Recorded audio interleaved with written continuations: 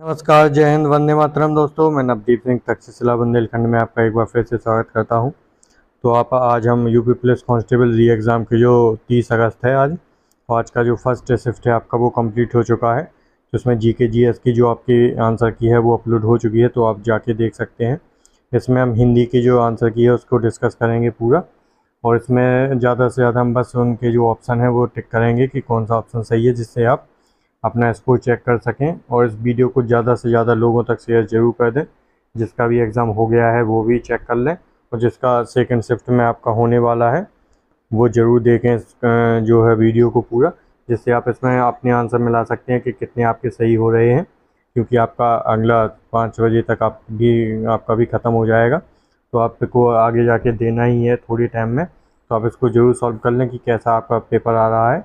तो सभी लोगों को शेयर ज़रूर कर दें ये वीडियो, और जिसने भी अभी तक चैनल को सब्सक्राइब ना किया हो वो लोग चैनल को सब्सक्राइब करके बेल आइकन को ज़रूर प्रेस कर दें। तो चलिए देखते हैं पहला क्वेश्चन।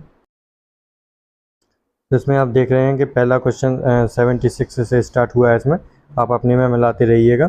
तो इसमें बताया गया है कि बैलगाड़ी में कौन सा समास है। तो बैलगाड़ी में आपका कौन सा समास हो जाएगा, पहला ही क्वेश्चन समास से पूछा गया है। तो आपका इसमें हो जाएगा आपका तत्पुरुष समास। बैलगाड़ी में कौन सा तत्पुरुष समास, बी ऑप्शन इसका सही है। बी नहीं, आप अपने हिसाब से देख लेना, आपके में सी या A B C B D कुछ भी हो सकता है। तो इसमें तत्पुरुष समास जो है वो सही आंसर हो जाएगा। अगला क्वेश्चन है 1992 व्यास पुरस्कार के विजेता कौन थे। तो बहुत पुराने से जो पूछ लिया गया है, करंट का नहीं है ये। तो 1992 का जो व्यास पुरस्कार के विजेता हैं वो है आपके डॉक्टर शिव प्रसाद सिंह। कौन है? डॉक्टर शिव प्रसाद सिंह, ये इसका जो है वो सही आंसर है। तो ऑप्शन नंबर ए इसके हिसाब से सही है, डॉक्टर शिव प्रसाद सिंह। अगला क्वेश्चन है परि उपसर्ग में कौन सा शब्द जोड़ें कि उसका अर्थ जो छोड़ना हो जाए। तो परि उपसर्ग इन सब में से किसमें जो है वो सही आंसर हो जाएगा, जिसमें हो जाएगा हार। क्योंकि हार में आप जब परि जोड़ेंगे तो परिहार हो जाएगा, जिसका आंसर होता है, मतलब होता है त्यागना या छोड़ना, परिहार। तो इसका ऑप्शन हो जाएगा क्या, हार सही आंसर हो जाएगा। अगला क्वेश्चन है आपका कौटिल्य का विलोम शब्द क्या होगा। तो कौटिल्य मतलब होता है चतुर, चालाक, तीव्र, कुटिल। तो इसका जो है विलोम शब्द हो जाएगा आपका आर्जव। कौन सा हो जाएगा? आर्जव इसका जो है वो सही आंसर हो जाएगा। तो कौटिल्य का विलोम क्या हो जाएगा? आर्जव। अगला क्वेश्चन है आपका प्रतिकूल शब्द में कौन सा उपसर्ग है। तो प्रतिकूल शब्द में कौन सा उपसर्ग का प्रयोग किया गया है। तो प्रतिधन कूल, तो आपका प्रति जो है वो सही आंसर हो जाएगा। और इसका जो ऑप्शन है वो बी सही आंसर हो जाएगा। प्रतिकूल में कौन सा उपसर्ग है आपका? प्रति उपसर्ग है। अगला क्वेश्चन है आपका इसमें तिलक किस प्रकार का शब्द है। तो तिलक का जो है वो प्रकार पूछा गया है तद्भव, तत्सम, संकर, देशज। कौन सा हो जाएगा? तो तिलक शब्द है ये आपका जो है वो तत्सम शब्द है एक आपका। पुराने समय में भी तिलक का ही प्रयोग किया जाता है, तिलक लगाना। तो जिसका जो तद्भव शब्द हो जाएगा वो क्या हो जाएगा आपका? टीका। तिलक का तद्भव क्या होता है? टीका होता है। तो तिलक कैसा शब्द है आपका? है तत्सम शब्द है, इसका आंसर हो जाएगा तत्सम।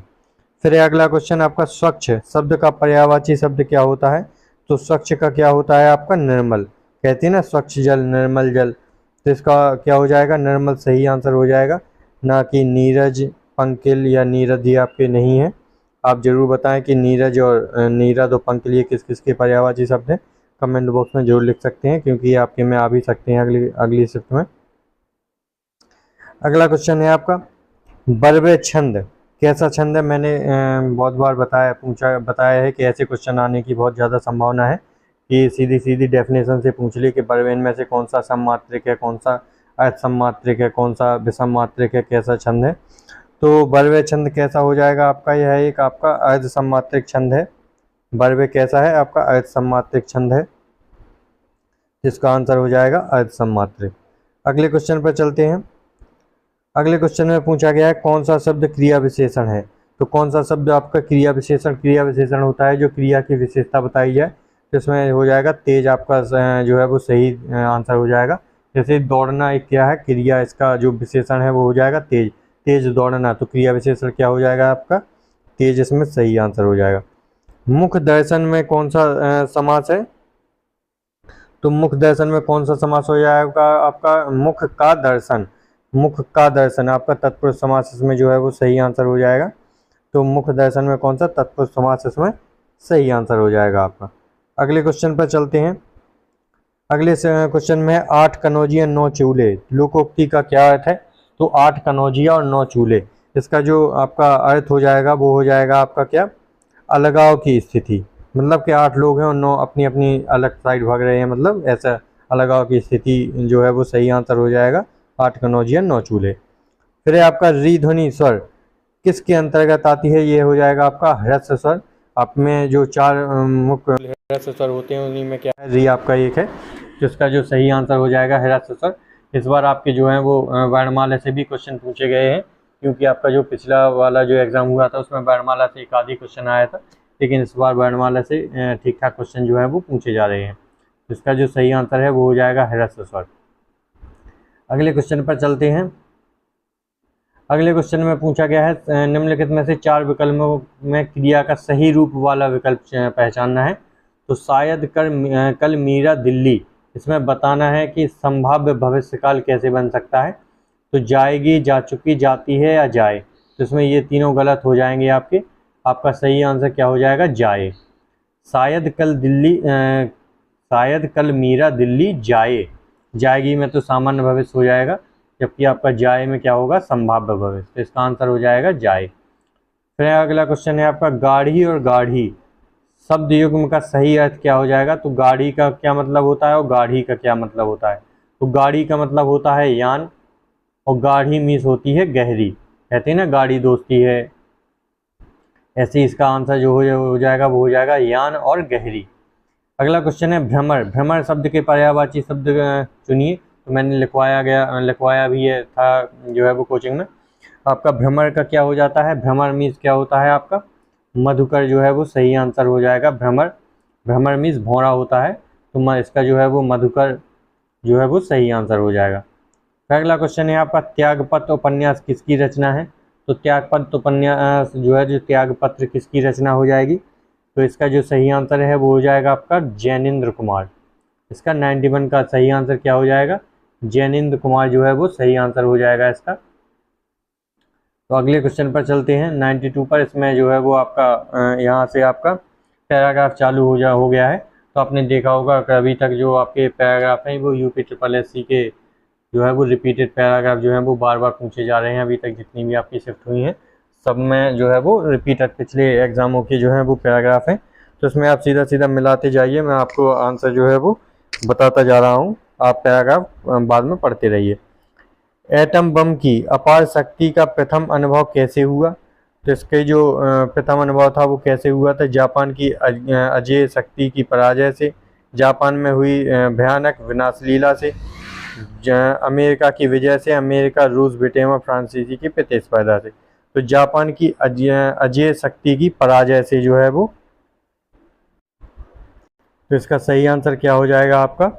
जापान की अजेय शक्ति की पराजय से। तो जैसे ही जापान जो है वो अजेय माना जाता था, तब बहुत ही विनाशक हुआ था युद्ध वो, तो उसकी जब पराजय हुई तो उसकी पराजय से ही जो है वो अपार शक्ति, एटम बम की जो अपार शक्ति है उसका अनुभव हुआ था प्रथम बार। तो इसका जो हो जाएगा वो हो जाएगा जापान की अजेय शक्ति की पराजय से। अगला क्वेश्चन है बड़े बड़े देश आधुनिक विनाशकारी जो है शस्त्रास्त्र क्यों बना रहे हैं? तो क्यों बना रहे हैं ये आपके? तो इसका जो सही आंसर है वो हो जाएगा पारस्परिक भय के कारण, क्योंकि इसमें जो है वो पारस्परिक भय ज़्यादा उत्पन्न हो रहा है कि हमारे पड़ोसी देश के पास जो है वो एटम बम है, हमारे पास नहीं है। अगर युद्ध होता है तो वो हम पर चला सकता है। तो उसी की वजह से जो है वो सारे देश जो हैं वो विनाशकारी शस्त्र जो है बनाने की होड़ मची हुई है। तो इसका ऑप्शन नंबर बी जो है वो सही आंसर हो जाएगा, पारस्परिक भय के कारण।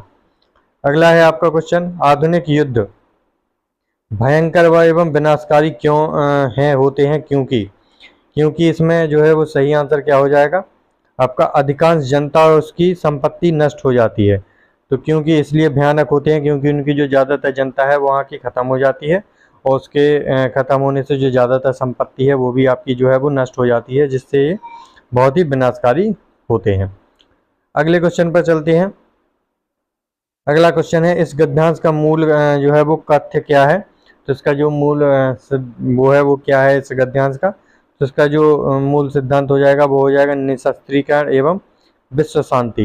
तो इसमें यही बताया गया है कि जो है वो देशों को निशस्त्रीकरण और विश्व में शांति का जो है वो प्रयोग किया जाना चाहिए, शांति को अपनाया जाना चाहिए। तो इसी का जो है वो बताया गया है, निःशस्त्रीकरण एवं विश्व शांति सही आंसर हो जाएगा इसका। अगला क्वेश्चन है, भयंकर विनाशकारी आधुनिक शस्त्रास्त्रों को बनाने की प्रेरणा किसने दी है? तो किसने दी थी? आपको पता है कि जब जापान आपका पराजय हो जाता है तो उसके बाद इसकी जो शक्ति का जो है वो पता चलता है, तो इसके जापान के विनाश ने इसको बनाने की प्रेरणा दी थी। तो इसका ऑप्शन नंबर डी जो है वो सही आंसर हो जाएगा, जापान के विनाश ने। अगले क्वेश्चन पर चलते हैं। जब क्रिया का प्रयोग कर्ता के लिंग, वचन और कारक के अनुसार होता है तब कौन सा वाच्य होता है?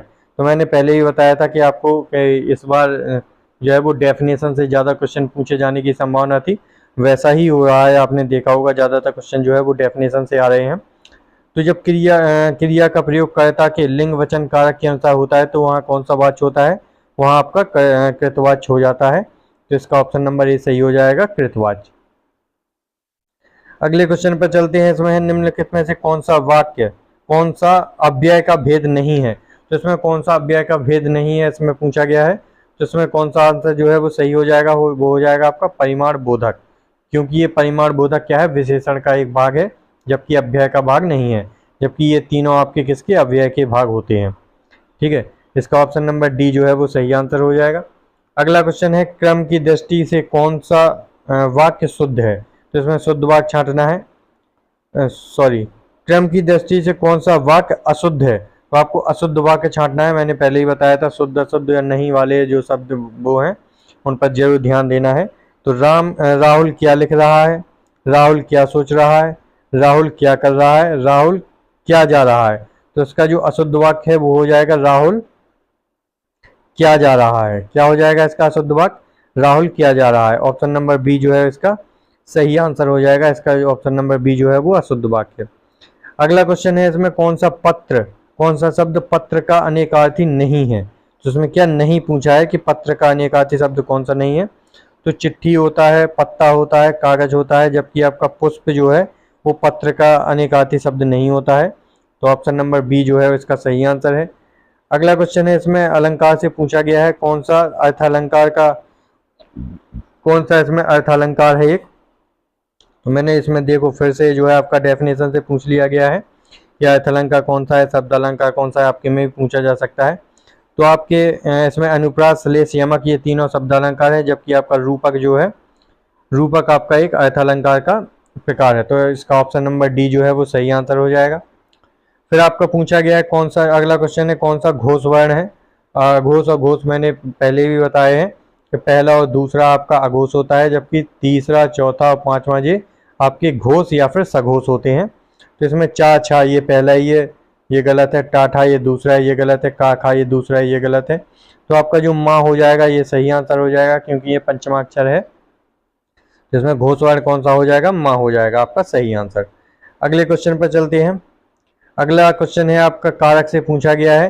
इसमें छत से ईंट गिरी में कौन सा कारक है? तो छत से ईंट क्या हो रही है? दूर हो रही है।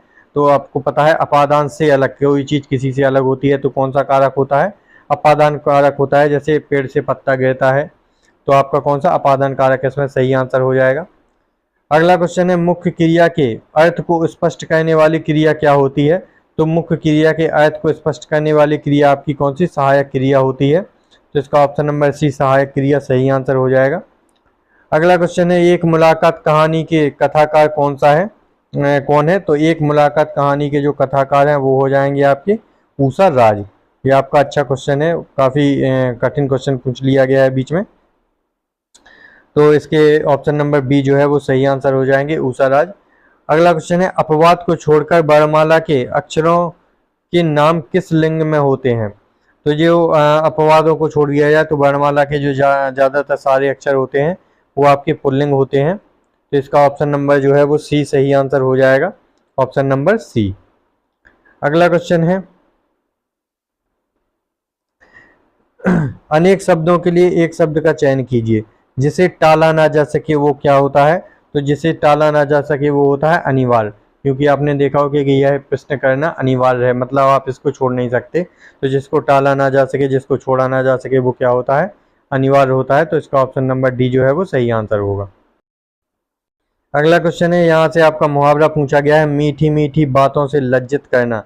तो मीठी मीठी बातों से लज्जित करने का जो सही मुहावरा हो जाएगा वो क्या हो जाएगा, मखमली जूते मारना।